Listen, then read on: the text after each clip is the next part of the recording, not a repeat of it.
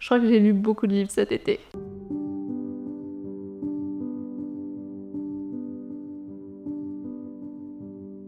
Salut à tous, j'espère que vous allez bien. Aujourd'hui on se retrouve dans une nouvelle vidéo, une vidéo de mon update lecture de juillet-août. Si vous ne me connaissez pas, je vous dis bienvenue sur la chaîne, j'espère que vous serez nombreux à nous rejoindre. Et chaque mois je fais un update lecture, mais là cet été du coup vu que j'étais en vacances, j'en ai pas fait pendant mes vacances, j'ai fait beaucoup de vlogs que vous pouvez retrouver un peu partout et notamment la plupart des livres donc, que je vais vous présenter sont aussi présents dans des vlogs, donc n'hésitez pas à aller les voir. Et cette vidéo va être beaucoup plus succinct parce que j'ai énormément de livres, puisque j'en ai 24 à vous présenter aujourd'hui, ce qui est énorme. Énorme, un update lecture gigantesque, donc 24 livres, parmi eux j'en ai 16 en livre papier, 15 avec moi actuellement, un que j'ai laissé à mon appartement, parce que là je squatte toujours la bibliothèque de ma mère, 2 en livre audio et 6 e-books. Et on commence tout de suite parce que sinon ça va être beaucoup trop long, donc prenez, je sais pas, une boisson fraîche si il fait encore chaud chez vous, ou alors un petit thé si c'est en train de se refroidir, puisque à l'heure où la vidéo sera postée, je crois que chez moi, on va perdre à peu près 5 à 10 degrés, donc moi je serai avec un petit thé, je pense. Allez, c'est parti. Les livres que je vais vous présenter, vous les avez vus dans le premier vlog de l'été, qui était un vlog sur mes autrices préférées qui avaient écrit des livres à peu près fin juin, donc j'ai 5 livres, dont celui qui est à mon appartement. Le premier c'est Funny Story de Emily Henry, où on va être sur une histoire entre 2 personnes qui se sont fait larguer par leurs copains respectifs, et leurs copains respectifs ont décidé en plus de se marier ensemble. Et du coup, ils vont décider tous les deux d'être le partenaire de l'autre pour le mariage de leurs ex. Et en plus, ils vivent en coloc parce que du coup, la jeune fille, elle s'est fait un peu virer de chez elle par son ex. Histoire qui, déjà sur le papier, était un peu compliquée pour moi, le fait qu'ils se rapprochent parce que ce sont les ex des 2 autres. Et effectivement, j'ai été un petit peu déçue de la réalisation, vous avez pu le voir. Je crois que je lui ai mis à 3 étoiles, il me semble. Emily Henry, avec moi, ça passe ou ça casse. J'avais adoré Happy Place, j'avais moins aimé People We Meet on Vacation, donc je savais que potentiellement ça pouvait ne pas le faire.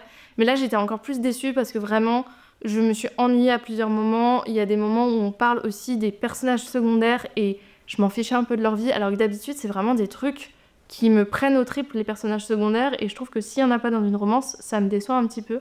Donc j'étais sur ma faim. Miles était, on va dire, le bonus de ce livre parce qu'il est très original en tant que personnage masculin, et je comprends qu'il ne plaise pas forcément à tout le monde parce qu'il sort un peu des codes, et avoir des personnages masculins qui sortent des codes, c'est aussi bien.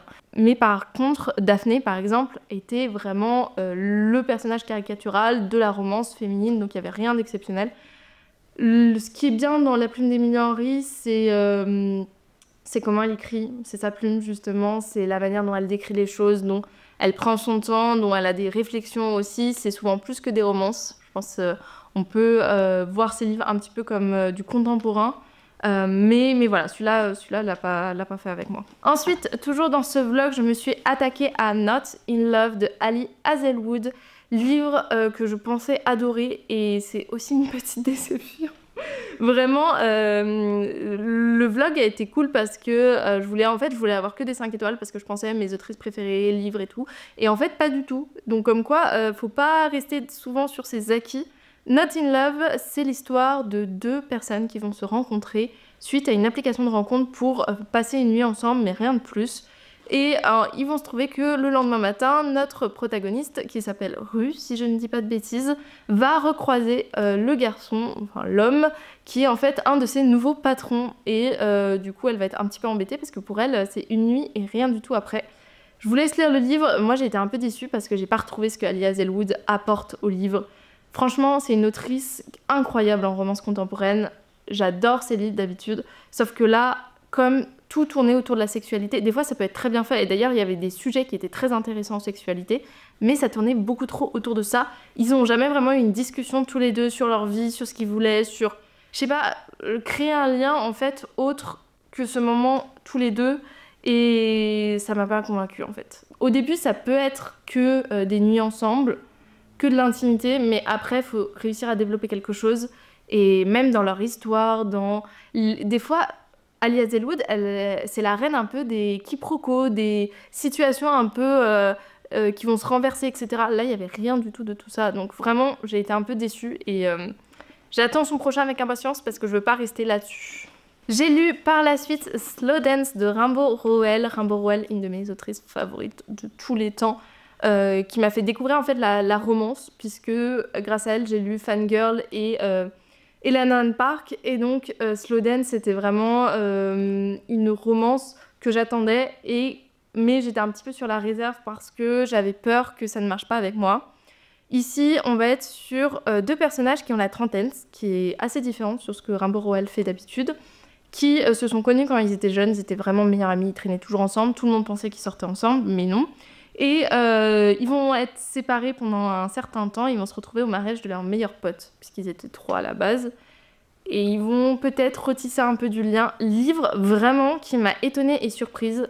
Je pense pas que c'était un coup de cœur, mais c'était une super bonne lecture. Je lui mets, je pense, 5 étoiles. Parce qu'on est sur une dynamique déjà de la trentaine, sur ce genre de livre où il va se passer des événements, on va revenir dans le passé, et en même temps il y a la timeline du présent. Il y a une scène, je vous assure, leur retrouvaille. La scène de leur retrouvaille est déchirante et en même temps hyper bien écrite.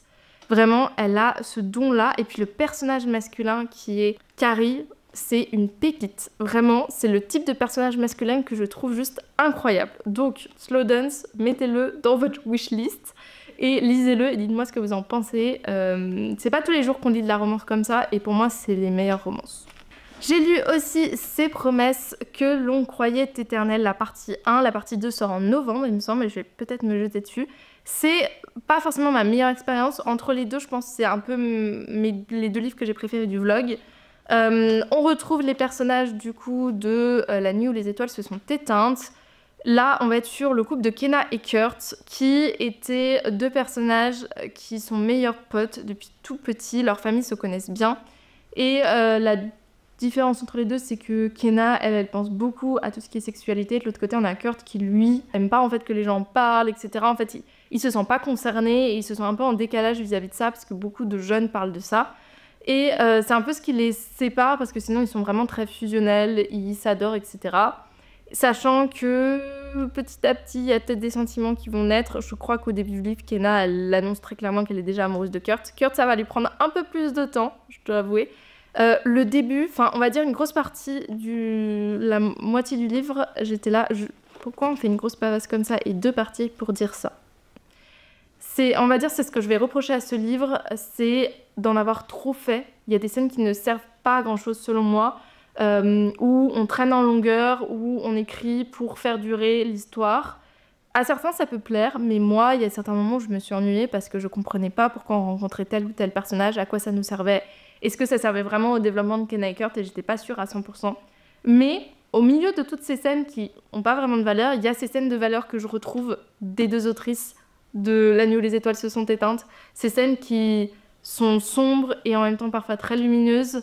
Cette histoire qui est assez crue dans le vocabulaire des personnages parce qu'on veut nous montrer qu'ils sont de jeunes adultes, etc. Et ils découvrent petit à petit la vie et les choses moins sympathiques. Il y a de gros trigger warnings pour ce livre, notamment ce que va vivre Kenna, et je vous laisse lire. C'était assez horrible à certains passages. Livre que je vous conseille, j'ai mieux aimé d'ailleurs que le tome d'avant qui était sur le personnage de Thomas. L'autre personnage de la bande, j'ai retrouvé des défauts, les mêmes défauts dans les deux, mais lui était mieux quand même. Donc je vais attendre la partie 2 qui je pense sera encore mieux, enfin j'espère. Et j'ai lu Le tourbillon des possibles de Clara Hérault, où là on va se retrouver dans un livre contemporain plutôt, parce que moi je l'avais mis dans de la romance, mais c'est pas vraiment de la romance à proprement parler. Clara Hérault, elle écrit beaucoup du contemporain, et là on se retrouve avec Léonie, qui vient de finir son stage de fin d'études et qui cherche un travail. Et c'est très très dur, surtout qu'elle cherche dans le monde du cinéma, qui est un monde assez fermé avec beaucoup de contacts. Et elle retourne chez sa mère et elle se dit c'est que temporaire, voilà, je vais retourner, etc. Sachant qu'elle, elle adore Paris, elle veut vivre à Paris. Elle prend ses valises, elle rentre chez sa mère et elle va y rester plus de temps que prévu. Et notamment, elle va renouer aussi avec un ancien camarade qu'elle aimait bien. Et voilà, petite romance, mais c'est pas vraiment une romance. Encore une fois, ne vous attachez pas à cette partie de l'histoire. Très intéressant, plein de réflexions sur la vie jeune adulte comme Clara Hérault sait le faire. Il m'a moins touchée, étrangement. Je suis exactement dans cette période-là. Pour tout vous dire, là je prends un train juste après pour faire ma soutenance de stage de fin d'études. Donc je suis vraiment dans cette période-là, mais en fait, j'ai eu moins d'émotions. peut-être parce que je voulais aussi prendre de la distance, mais j'ai eu moins d'émotions par exemple que les coquillages ne s'ouvrent qu'en été. J'ai passé un bon moment, j'ai trouvé qu'il y avait des choses très intéressantes, notamment la fin, sans vous spoiler, ce qui arrive à nos personnages principaux. Et je me suis dit, oui, ça pouvait pas se passer autrement. Et en même temps, moi qui suis fan de certaines choses dans les romans, j'étais un peu déçue aussi. Parce que du coup, j'avais pas la fin que je voulais et en même temps, c'était la fin qui était évidente. Donc voilà, mitigé, je vous laisse aller voir ça. Ça reste un chef-d'œuvre parce que Clara Hero fait un petit peu que des chefs-d'œuvre. Ça reste des livres où tu t'es dit oui, il fallait écrire ça. En fait, pourquoi on n'a pas écrit ça avant? Et elle arrive vraiment à pointer le sentiment que tu as à cet âge-là. Et c'est un vrai plus. À côté de ça, en livre audio, j'ai lu Wicked Game, tome 1, Fantasma, de Kelly Smith. Ici, on va être sur de l'horreur un peu romantécie. C'est un livre où on suit deux sœurs. L'une s'appelle Ophélie, me semble, et l'autre, je n'ai plus son nom. Et leur mère va décéder, elles vont hériter du manoir, mais elles vont hériter aussi des dettes de leur mère et elles n'ont pas de quoi payer. Et l'une des sœurs va décider un peu sur un coup de tête de partir à Fantasma. Fantasma, c'est un lieu un peu comme un cirque qui change d'endroit chaque année et où on dit que tu y vis tes pires horreurs, tes pires cauchemars, il y a des démons, il y a des créatures un peu sombres là-bas. Et en fait, le gagnant, celui qui survit et qui n'est pas mort à la fin de Fantasma et qui a fait toutes les épreuves, gagne une certaine somme d'argent. Et donc, la première sœur se dit qu'elle va aller à Fantasma et la deuxième va partir à Fantasma pour aller sauver sa sœur. L'histoire était vraiment bien. Je m'attendais pas à ce que j'aime autant. L'horreur, c'est pas mon truc à la base, mais quand j'ai lu le quatrième, enfin quand j'ai lu un petit peu la description du service presse, je me suis dit ça peut être cool et j'ai décidé de postuler et je l'ai eu. Et je partais vraiment avec un a priori du style ça se trouve ça passe, ça se trouve ça casse et c'est vraiment bien passé. J'ai aimé l'histoire qui était un peu de l'horreur, comme je vous dis. En fait, cette partie-là, je pensais que j'aimerais pas du tout, et encore moins en audio, et en fait, c'était vachement cool. Il y a plein de petits moments où notre protagoniste, elle va réfléchir dans sa tête à ses pires cauchemars. Et en fait, sa force à elle, et ce que j'ai moi compris de l'histoire, c'est aussi que elle a pas une santé mentale qui est vraiment bien. Elle a des pensées compulsives, en fait, c'est comme si elle avait une voix dans sa tête qui lui disait de faire des choses et si elle les fait pas, globalement, c'est que ça ira pas, qu'elle va mourir, etc. Du style, bah, tu dois te taper la main sur la table 10 fois, sinon tu vas pas survivre. Et en fait, ses voix lui disent ça dans sa tête et elle est obligée de le faire. Et en fait, son pire cauchemar, c'est cette voix dans sa tête. Et comme c'est cette voix dans sa tête, son pire cauchemar, bah en fait, tous les autres trucs qui lui arrivent, elle arrive plus ou moins à survivre. Truc de fou. Je trouve ça assez incroyable. Ça décrit bien, du coup, cette maladie, ce syndrome dont l'autrice est aussi atteinte, puisqu'elle dit elle a essayé dans son liste de médecins en avant, elle a été inspirée par ses propres syndromes. Et en même temps, il y a une petite romance que je vous laisse découvrir. La romance est vraiment bien faite. Si vous aimez les romances où le mec est un peu sombre, un peu bad boy comme n'importe quelle romantation on va dire, mais qui par contre est hyper respectueux sur plein d'autres points, n'hésitez pas à lire Fantasma. Vraiment ça m'a étonnée, je me suis dit enfin on écrit un livre où on arrive à rendre le personnage mystérieux, sombre, tout ce que vous voulez, et à côté quand même qu'il respecte notre personnage féminin, même que la plupart du temps il s'abaisse devant elle, et ça j'ai pas vu beaucoup de romantésie comme ça honnêtement. Donc j'étais vraiment très étonnée, surprise, et le petit défaut on va dire c'est la fin qui est un peu... ça n'a pas de sens. Vraiment, à partir du moment où elle pousse la fameuse porte, et je vous laisserai là, comme ça vous saurez si vous l'avez lu, t'as eu l'impression qu'elle voulait faire une conclusion assez stylée, et en fait, elle a fait quelque chose... Moi, j'y crois pas à sa fin. Mais c'est sa fin, elle. C'est elle qui choisit, c'est l'autrice, etc. Mais j'aurais aimé une fin un peu différente. C'est un super bon livre. Surtout pour lire dans cette période un peu de l'automne, un peu creepy et tout. Ensuite, j'ai lu un livre que je n'ai pas du tout aimé. C'est rare que je mette 2,5 étoiles. D'ailleurs, 1 étoile, vous me verrez très rarement mettre. 2 étoiles aussi, 2,5 aussi. Je m'arrête souvent à 3 quand je les ai un peu déçus. 2,5 étoiles pour Divorce de Moa Earngreen. J'essayais de sortir un peu de ma zone de confort avec ce livre. Et des fois ça passe, des fois ça casse. Là, c'est pas passé. On parle du coup, on analyse un peu l'anatomie d'un divorce entre deux personnes. Et comment vous dire que En fait, je sais pas si c'est ce que voulait l'autrice, mais ce que j'ai pas du tout aimé, c'est l'inégalité dans le couple entre l'homme et la femme, et surtout la morale de l'histoire, qui est, je trouve, très... Je dirais pas misogyne, peut-être qu'elle reflète la société, mais elle fait peur, extrêmement peur, je trouve. En fait, pendant tout le livre, je vais peut-être un peu vous le spoiler, et je suis désolée, je vous mettrai un timelapse si vous voulez pas être spoilé, mais pendant tout le livre, du coup, on a une première partie où on va être dans la tête de la femme de l'histoire qui, elle, va expliquer qu'en gros, son mari est parti après une dispute où ils se sont disputés parce qu'elle avait organisé toutes les vacances et que lui, il avait juste oublié de payer le ferry qui les emmènerait en vacances et que, comme c'était en plein mois d'été, bah, potentiellement, ils allaient plus avoir de place et c'est leurs seules vacances de l'année. Et elle t'explique que elle, c'est sa façon de respirer, qu'elle s'occupe de tout, de la maison, tout le reste de l'année et que lui, il fait rien et qu'il avait juste le ticket à acheter. Et que du coup, il s'est emporté, il est parti et juste après, il demande le divorce. Donc toi, t'es dans la tête de la jeune femme et tu te dis, bon bah, lui, il est en tort, ok? Et au moment où tu te dis, mais le mec abuse, mais grave, et bah, on passe du point de vue du mec. Et le point de vue du mec, lui, il t'explique que ça fait des années que ça va pas dans son couple, qu'il n'arrive pas à lui parler. Alors pas vraiment le couple en lui-même, mais plus à son boulot, ça va pas parce que en fait il se démène pour rapporter l'argent à la maison, que il fait un boulot de médecin qui est vraiment physique, genre il est aux urgences et tout ça, que en plus son boulot c'est une sorte de sage-femme gynécologue, mais pas, enfin plutôt ou pédiatre. Bref, il s'occupe des enfants et il voit plein d'enfants mourir, etc. chaque jour. Et c'est compliqué. Et là, il t'explique que ce soir-là, quand il est rentré, en fait, il avait vu la mort d'un enfant et en plus, il a dû l'annoncer à la mère. Et ensuite, il est rentré, il s'est fait engueuler parce qu'il n'avait pas acheté les tickets du ferry et il s'est dit, bah, moi, j'ai la tête ailleurs, en fait, avec mon boulot et j'y ai juste pas pensé. Donc, si tu partais de ces deux bases, tu te dis, bon, ok, ils ont tous les deux leur tort. Le gros problème de leur couple, c'est la communication, l'absence de communication. Le fait que lui, à chaque fois qu'il aurait pu s'expliquer, bah, il l'a pas fait. Et le fait qu'elle elle a un peu empiété à la maison sur le territoire de son mari, au lieu de se dire, bah, lui aussi, il a une place, parce qu'elle est en train de rénover toute la cuisine, ça coûte hyper cher et tout.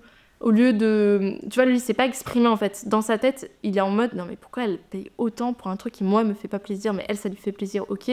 Mais on n'a pas tant d'argent que ça, on devrait garder et tout. Bref, donc... En soi, sur le papier, ok. Mais en fait, le problème, c'est que c'est vraiment lui qui est en tort, en fait. Parce que, ok, à la base, il achète pas le ticket. Voilà, c'est pas que c'est pas très grave, mais voilà. Elle fait vraiment tout, quoi. Quand t'es dans un couple, même si t'as un job à côté, et elle aussi, elle a un job à côté. Hein, elle a décidé de prendre un job moins bien pour s'occuper des enfants parce que lui ne s'en occupe pas non plus et qu'il y a un moment, il faut s'en occuper. Donc, il y a ce truc-là de, ok, ton métier, il est prenant, mais c'est toi qui a pas communiqué sur... ce qui n'allait pas chez toi, c'est toi qui as pas acheté le ticket, bon ok, ça peut arriver à tout le monde. Et ensuite, ce qu'il fait, oh là là, on apprend en fait qu'il l'a trompé et qu'il était avec une autre femme. Et en plus, le soir de Noël, quand il demande expressément à du coup son ex-femme de prendre les enfants pour le premier Noël séparé parce que son père à lui va bientôt mourir et du coup c'est pour que ses filles voient son père et qu'ils passent un moment en famille tous ensemble. Dans le cottage familial, il ramène la femme avec qui il a trompé son ex. Et il se dit, je vais lui offrir pour Noël une petite sortie le 25, tous les deux, on va se prendre un cottage et on va aller tous les deux. Ça veut dire que ces filles passent Noël toutes seules, leur premier Noël sans leurs parents, sans aucun de leurs parents, alors que leur mère aurait pu le prendre. Du coup, la mère, elle apprend ça, elle fait quoi? Bah, elle se ramène. Enfin, moi, ça me paraît logique, elle va lui parler, et après, tout le monde dit à l'ex-femme, c'est toi le problème, ça va pas, tout ça, même ses filles, elles se montent contre elle. J'étais horrifiée par ce livre. J'étais horrifiée parce que pour moi, le mec qui a tort, c'est lui. Et à la fin, globalement, la morale, c'est elle qui avait tort. Elle doit s'éloigner de son mari, elle doit prendre son indépendance et tout ça. Alors que lui, il l'a virée de chez elle. Et comme elle n'a pas assez d'argent, elle vit même plus avec ses filles. Enfin, bref. Allez, on passe à un autre livre. Moi, il m'a énervé. Peut-être que c'est aussi la réalité et peut-être que c'est ça qui monte, mais moi ça m'énervait que la morale de l'histoire ce soit, enfin pour moi quand je lis le livre, c'est elle le problème et c'est pas du tout elle le problème. Le livre suivant que j'ai lu en e-book, c'est Les Immortels, le tome 2. On est ici sur de la romance paranormale avec des vampires. J'avais lu le tome 1 où on a des humains. Donc c'est dans un monde un peu apocalyptique où les immortels ont pris un peu le contrôle du monde. Et ils font un peu subir leur domination aux humains. Et on a deux humaines qui essayent de survivre. L'une d'entre elles est notre héroïne. Et elles se font attraper par un groupe de vampires qui veulent trouver des femmes. Et en gros, ils prennent un peu ce qu'il y a et ils prennent les 2 jeunes femmes qui sont là. Petit à petit, l'une d'entre elles va nouer une relation avec le vampire. Voilà, c'est assez classique en romance paranormale. Mais l'histoire est vraiment cool. J'avais vraiment beaucoup aimé le tome 1 parce que je trouvais que notre protagoniste, elle se défendait, elle faisait un peu ce qu'elle voulait, etc. Et c'était un truc que j'aimais bien. Là, j'ai un peu retrouvé ça. J'ai trouvé que Ludéric, qui est notre vampire, était insupportable dans le tome 2. Vraiment, ok, elle le remet à sa place plus d'une fois et ok, au final, ça se passe bien. Mais la jalousie ultra possessive était un peu too much pour moi dans ce tome-là. Donc j'attends un peu la suite. Notamment, il y a un moment où elle retrouve un ami. C'est son pote, genre elle veut lui faire des câlins et tout pour lui dire bonjour et tout. Et Ludéric, il est en mode non, tu lui parles pas, tu fais pas de câlins. Enfin, ultra possessive. Et non, genre tu te comportes pas comme ça. Au final, elle a gain de cause et c'est elle qui se décide. À un moment, elle se dit bon, j'en ai marre, il me saoule, je me barre. Et j'étais assez contente de ce passage-là, mais c'est vrai que pendant une grosse partie du livre, il m'a un peu agacé, Ludéric. J'ai lu aussi le tome 1 et le tome 2 de Winx de Rohan Lockhart, 2 romans qui se passent dans l'univers du volleyball. Et j'étais vraiment trop contente que ce soit dans l'univers du volleyball. Et c'est une romance MM dans laquelle on va avoir 2 couples en fait, donc 4 garçons. 2 qui sont nouveaux et 2 qui sont déjà dans l'équipe actuelle. Ça va créer un peu des tensions parce qu'il y en a qui sont nouveaux, ils viennent d'équipes plus fortes et du coup les titulaires sur place vont pas forcément être titulaires, donc pas forcément sur le terrain pour jouer les matchs. Ça se lit un peu comme un feuilleton, c'est-à-dire que le tome 1 c'est une vraie introduction, il se passe pas énormément de choses mais t'apprends plus sur les personnages et chacun a vraiment son histoire et c'est un truc que j'ai bien aimé. Et le tome 2, on continue, il se rapproche plus, il y a plus d'histoires. Il y a notamment des histoires avec les camarades, etc. Cohésion d'équipe, enfin tout ce que j'aime en fait. Et vraiment, je le lis comme un petit feuilleton, donc j'attends de voir la suite. Je pense que c'est un truc qui monte crescendo. Et pour l'instant, c'est vraiment encore plutôt une introduction, mais j'étais très contente de découvrir les 2 premiers tomes. J'ai lu par la suite dans un vlog avec vous Atmosphère de Tyler Jenkins Reid, des éditions Charleston. Et mesdames et messieurs, c'est mon coup de cœur de cet été. J'en ai eu qu'un, mais c'est un coup de cœur phénoménal. Phénoménal. Atmosphère, c'est l'histoire d'une jeune astronaute qui est embauchée par la NASA à une époque où il y a peu de femmes qui ont fait leurs preuves et qui ont été embauchées par la NASA. En fait, ça c'est la timeline plutôt du passé, il y a une timeline du présent où il se passe un problème et Joanne, qui arrive au centre de contrôle, va un peu devoir gérer ce problème-là de ses camarades qui sont dans les airs et qui ont un problème dans les airs. Phénoménal. Je peux pas trop vous en parler parce que ce livre, faut le lire, faut l'expérimenter, faut... Tyler Jenkins Reid, elle fait un truc du style, il y a une catastrophe au début, et puis tu vas remonter le passé, tu vas attendre avant de savoir ce qui se passe. C'est aussi une super belle histoire d'amour. C'est écrit là, hein, une histoire d'amour. Mais quand vous lisez la 4e de couverture, vous comprenez pas parce qu'on vous parle pas vraiment d'histoire d'amour. Faut vraiment lire le livre pour comprendre.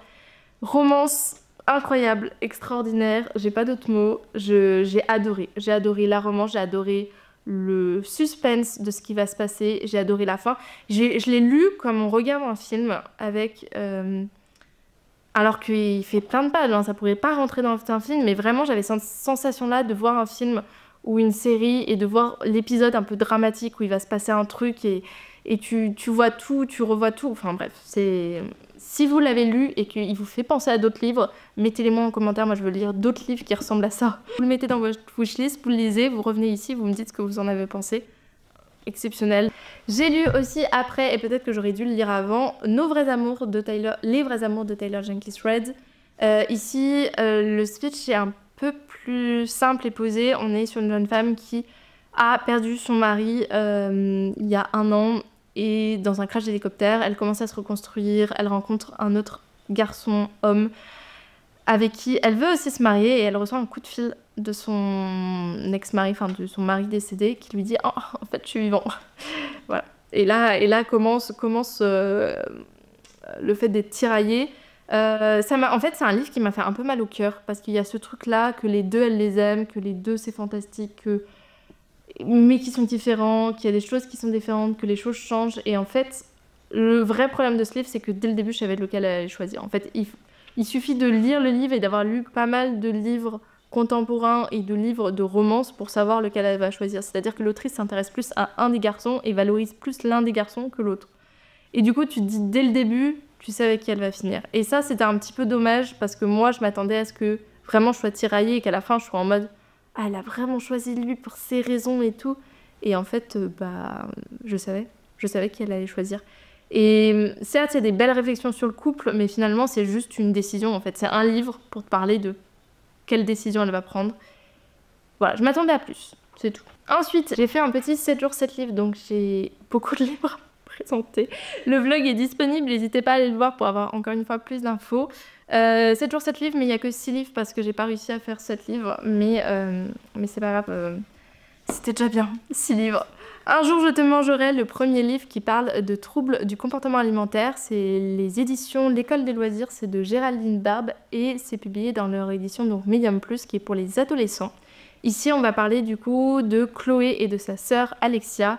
Alexia, elle a un comportement qui est compliqué, elle est très complexée, elle dit tout le temps que sa sœur est mieux, que elle c'est un monstre, etc. Et de l'autre côté on a Chloé qui a l'impression que sa sœur la déteste.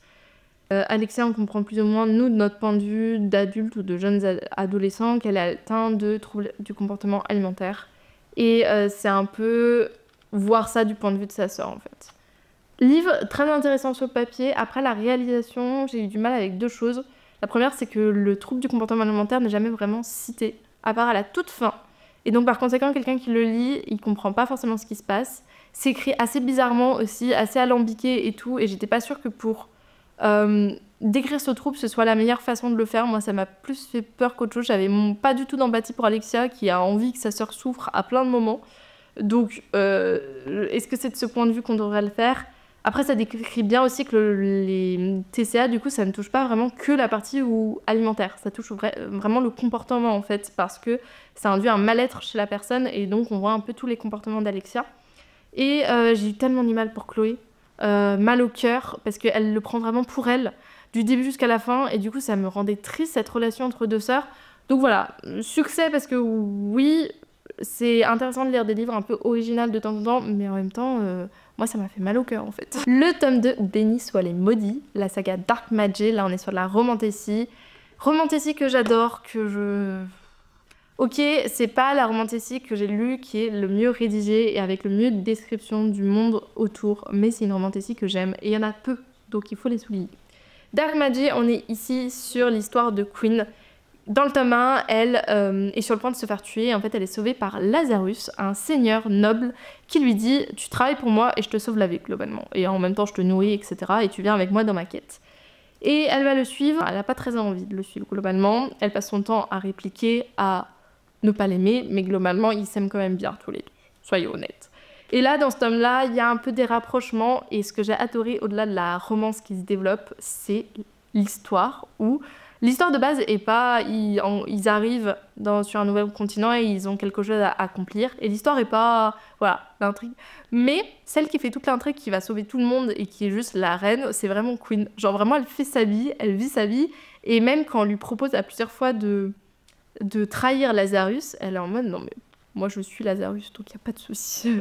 Et t'es là mais tu le détestes, pourquoi tu le suis? Et bon, il n'y a pas que la romance, il y a vraiment ce truc là de ok il m'a sauvé la vie, ok faut que je lui fasse confiance parce que je suis là dans cette quête et bon j'ai adoré, bon voilà. Donc petite saga que je vous conseille, les livres sont courts. J'ai lu Pour les générations futures de Simone Weil, un peu déçue de ce livre. Le principe est simple, on suit des étudiants de l'ENS, enfin pas des étudiants, en fait on suit un jour où des étudiants de l'ENS ont pu poser des questions à Simone Weil. Donc il y a un discours de Simone Weil et ensuite les réponses aux questions et la fin du livre c'est globalement...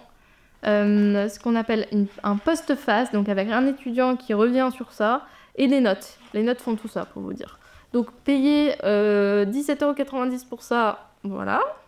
Mais le plus intéressant, c'était le discours du début, mais si vous voulez vraiment lire des écrits intéressants de Simone Weil, lisez Une vie.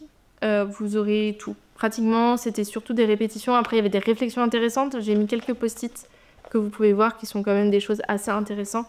Mais j'ai été un peu déçue parce que voilà, la plupart du livre, c'est pas ça.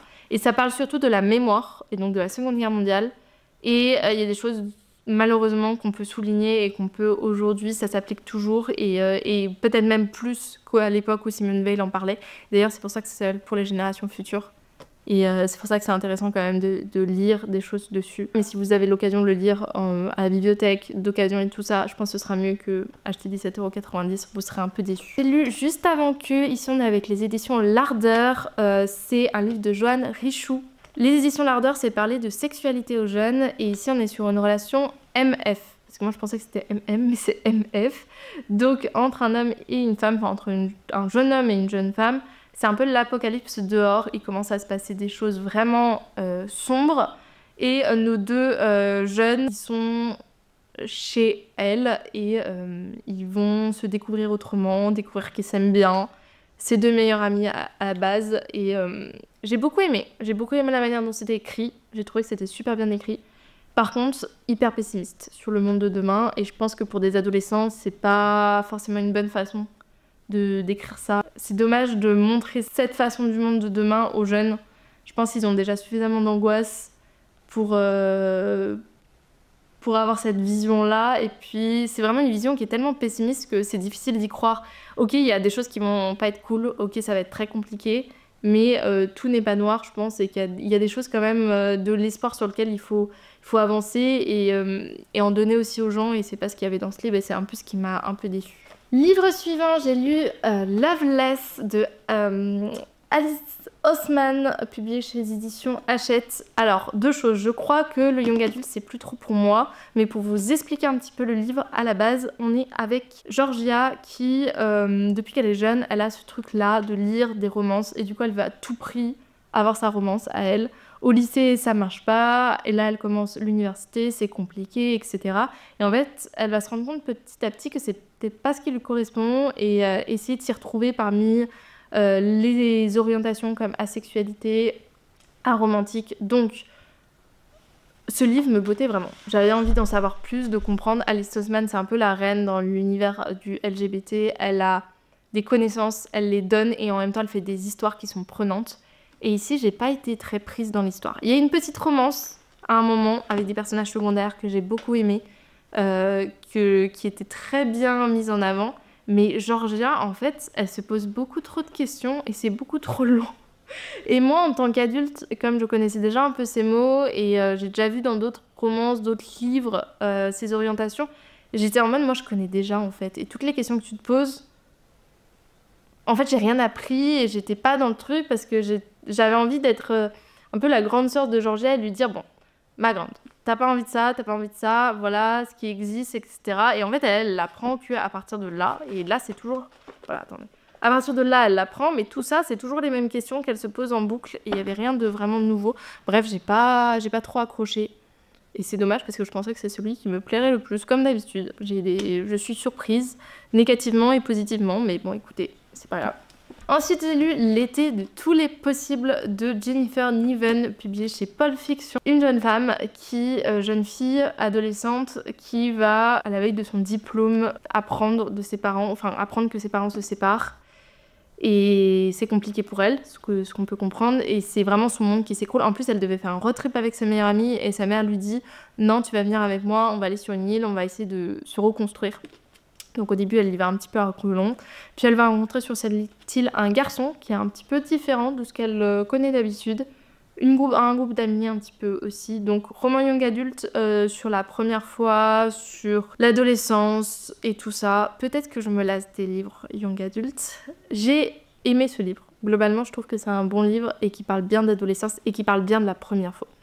Maintenant, c'est un livre un petit peu long pour ce que c'est. C'est un livre qui parle de choses que j'ai déjà lues dans plein d'autres livres. Donc peut-être qu'encore une fois, le young adulte, ça s'étouffe un peu et j'ai besoin de lire d'autres choses. Je ne sais pas.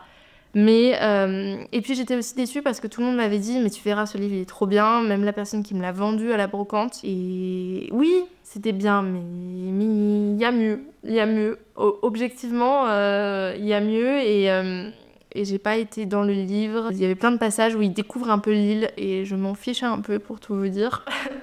Et à côté de ça, il y avait pas grand chose. Même elle voit très peu en fait les autres amis. Elle a très peu de vraies discussions avec le jeune homme. C'était un peu long. Ça parle bien, encore une fois, de la première fois. Ça parle bien aussi de la colère qu'elle a au fond d'elle. Puis il y a un truc qui m'a rendue moi-même en colère, c'est la mère qui décide qu'elle fera pas son road trip et qu'elle va partir avec elle parce qu'elle a besoin de se reconstruire. Et je trouve ça tellement égoïste. Et elle, Elle en veut à son père, ce qui est normal parce que c'est son père qui les met un peu dehors, mais elle en veut rarement à sa mère. Alors que... Parce qu'elle est là en mode, mais ma mère elle est triste parce que mon père l'a quittée. Du coup en fait sa mère la met vraiment en mode, bon, j'ai besoin de toi pour me reconstruire, et elle se pose pas la question, bah la jeune fille elle a aussi besoin de... Ok, elle arrive à se reconstruire, mais c'était un pari un petit peu fou de se dire, bon j'embarque ma fille au milieu de nulle part et elle va se reconstruire toute seule, parce que moi je vais mener mes recherches pour pouvoir me reconstruire moi-même. J'ai trouvé ça très égoïste. Voilà, mais ça c'est mon avis. On continue, je vous assure, on n'est pas très loin de la fin. J'ai lu un livre audio, Et si c'était vrai, de Marc Lévy. C'était mon premier livre de Marc Lévy. Livre que j'étais pas forcément emballée à la base, parce que j'avais des gros préjugés, mais je l'ai pris pour justement dépasser mes préjugés, et je les ai dépassés. Ici, on est sur l'histoire d'une jeune interne à l'hôpital qui va avoir un accident de voiture, qui va être dans le coma. Son appartement va être loué à quelqu'un d'autre, par conséquent, parce qu'elle est dans le coma depuis très longtemps. Et ce quelqu'un d'autre va tomber sur le fantôme de la jeune fille dans son placard. Il va pas comprendre, la rencontre est juste épique. Et c'est ça qui m'a fait dire, ok, j'avais un gros a priori sur cet auteur, je ne sais pas pourquoi, mais finalement je pense que ça peut coller. Et voilà, commence un peu un compte à rebours parce que la mère de la jeune fille veut arrêter le respirateur, etc. Et l'homme va se dire, mais non, enfin, elle est en vie en tant que fantôme, faut la sauver. Bref, intéressant. Objectivement, il se passait pas énormément de choses, mais c'était intéressant. Marc Lévy l'écrit d'une certaine manière qui est assez originale et que j'avais jamais vue. Il va dans la tête de plusieurs personnages différents de l'histoire que vont frôler ou côtoyer nos personnages principaux. Donc intéressant. Il y a une petite romance qui était, ma foi, très bien écrite et surtout différente de ce que j'ai l'habitude de lire, mais peut-être aussi juste parce que c'est un autre genre et que c'est pas de la romance à proprement parler. Donc sympathique. Maintenant, c'était assez convenu aussi sur plein de trucs. La fin, je l'avais deviné.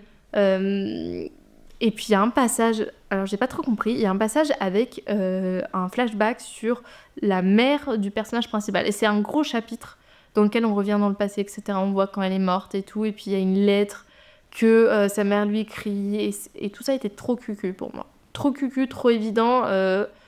Ça parlait même pas très bien du deuil parce que le garçon il est pas vraiment endeuillé. Bref, j'étais un peu sceptique sur cette partie-là. J'ai lu aussi tout au long du mois d'août, enfin les premières semaines du mois d'août, j'ai lu Runaway de Rowan Lockhart et Lily M. C'est la première fois que je lisais un livre de Lily M, mais du coup regroupé là avec Rowan Lockhart.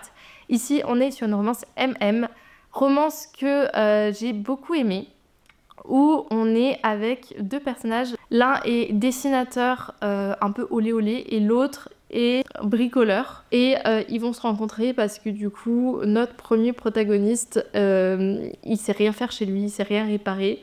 Et du coup, celle qui l'héberge va demander à son neveu de venir réparer.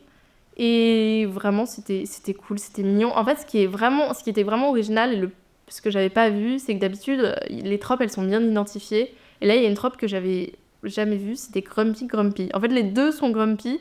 Et du coup, tu te demandes comment ça va marcher, comment ils vont pouvoir se rapprocher, etc. Et en fait, ils y arrivent, notamment par le fait qu'il y en a un, il arrive quand même à sortir un peu de cette phase Grumpy pour aller vers l'autre. Mignon, sympa, si vous aimez la romance MM, je pense que vous passerez un très bon moment. Ensuite, on va essayer de terminer sur la fin de mon mois d'août. Jusque-là, j'ai lu des romances historiques. Pareil, il y a un vlog dessus si vous voulez aller voir. J'ai lu tout d'abord Le Pari du Lord Vaurien de Maria Stone, premier livre de Maria Stone que je lisais, très très surprise agréablement. J'ai beaucoup aimé, c'est un peu vibe Chronique de Bridgerton. On est ici sur Lord Spencer qui a un peu tout perdu, sa famille le croyait mort, donc il a été déclaré mort, il a perdu ses titres, c'était le premier de sa fratrie, il était duc. Il allait épouser une femme, finalement c'est son frère qui a épousé une femme et qui est devenu duc. Il a tout perdu et c'est dû à un seul homme qu'il déteste. Et de l'autre côté, on a une jeune femme qui voit sa famille en danger de réputation, dû à un homme également, et en fait ils se rendent compte que c'est le même homme, et du coup ils vont décider un peu de s'allier pour faire tomber cet homme. Donc il y avait en même temps une enquête, en même temps une romance, vraiment très très cool. Mais allez-y parce que j'ai vraiment passé un bon moment. Ça faisait longtemps que j'avais pas lu de la romance historique. Je m'attendais pas forcément à être surprise positivement et c'était le cas en fait. C'était vraiment cool. J'ai enchaîné avec les Chroniques de Bridgerton, le tome sur Grégory, donc de Julia Keane. Ici, Grégory, c'est le dernier tome de la saga. En fait, Grégory, il croit énormément au coup de foudre. Il va tomber sur une femme, il va l'aimer au premier regard, au premier instant, etc. Sauf que cette femme, elle s'appelle Hermione, elle est un peu insensible à tous les hommes parce que tous les hommes la courtisent, c'est vraiment la femme exceptionnelle, etc., le diamant de la saison, alors que la saison n'a même pas commencé.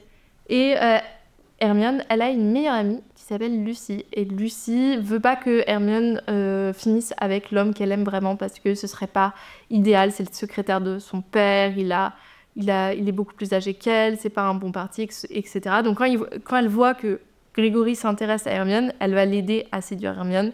Sauf que petit à petit, rapprochement avec Lucy, vous connaissez. C'est peut-être un trope qui est assez évident et qu'on a déjà vu, mais c'était vraiment réussi. Un gros point positif pour les chroniques des Bridgerton que je trouve souvent très misogyne, très sexiste, même si c'est de la romance historique. En plus, Julia Quinn en rajoute une couche, je le trouve à chaque fois. Et bah hyper étonnée parce qu'en fait Grégory, autant les autres Bridgerton sont insupportables dans les livres, autant Grégory, lui, il est exceptionnel. Il est à la fois drôle, à la fois sérieux quand il faut, il est respectueux, il a cette onde un peu de légèreté. Il abandonne quand il faut abandonner, il est déterminé quand il faut être déterminé. Vraiment, j'ai beaucoup aimé, j'ai passé un très bon moment. Si je pouvais effacer les derniers tomes que j'ai lus des Chroniques de Bridgerton et garder que lui, je le ferais. Mais il a fallu lire les autres pour lire lui parce que c'était le 8e. Mais vraiment, si vous avez aucun état d'âme à sauter des tomes, allez directement chez Grégory parce qu'il était vraiment mieux que les autres que j'ai pu lire. Le pire reste quand même le tome sur Héloïse. J'ai lu aussi Malgré les épines de J.L. Corol, publié chez les éditions Chatterley. Ici, on est sur une romance MM, Chronique de Bridgerton, un peu exceptionnelle. Après, la réalisation, j'étais pas forcément persuadée. Donc c'est une relation entre un duc et un jardinier. Donc en plus d'être relation MM, donc à cette époque, c'est pas évident, il y a aussi la différence de classe. Intéressant. C'est écrit un peu bizarrement. Ça, je vous en avais parlé dans le vlog. Enfin, je sais pas si c'est l'éditeur, la mise en page, mais en gros, les dialogues sont séparés vraiment par des paragraphes, puis c'est des petites scènes, en fait. Bon, ça gênait pas la lecture, mais j'ai passé un bon moment, objectivement, mais il y avait rien d'exceptionnel. J'ai l'impression d'avoir lu ça pas mal de livres. J'ai pas été connectée plus que ça au personnage. La fin est mignonne. En fait, ce que je reproche, c'est que ils se rapprochent, mais ils se rapprochent uniquement pour passer des moments ensemble qui ne sont pas discutés, si vous voyez ce que je veux dire. Et j'étais déçue parce que, en fait, une romance, c'est pas juste deux personnes qui vont se rencontrer, qui vont faire des choses ensemble. C'est aussi la partie, on discute, on crée quelque chose ensemble, il y a quelque chose qui nous connecte. Là il n'y avait pas. Hein. Là, techniquement, il y a des moments où l'un des deux dit « Tiens, on a discuté de ça avec lui », mais en fait, tu vois pas la scène où vraiment ils discutent de ça. Donc on nous vole un peu les moments du livre où ils sont vraiment tous les deux. C'est plus de moments où Alec est avec sa famille, donc le duc est avec sa famille, que vraiment des moments entre eux. Le dernier livre que j'ai lu, c'est Swift and Shadows, que j'ai fini par terminer. C'est aussi une petite déception.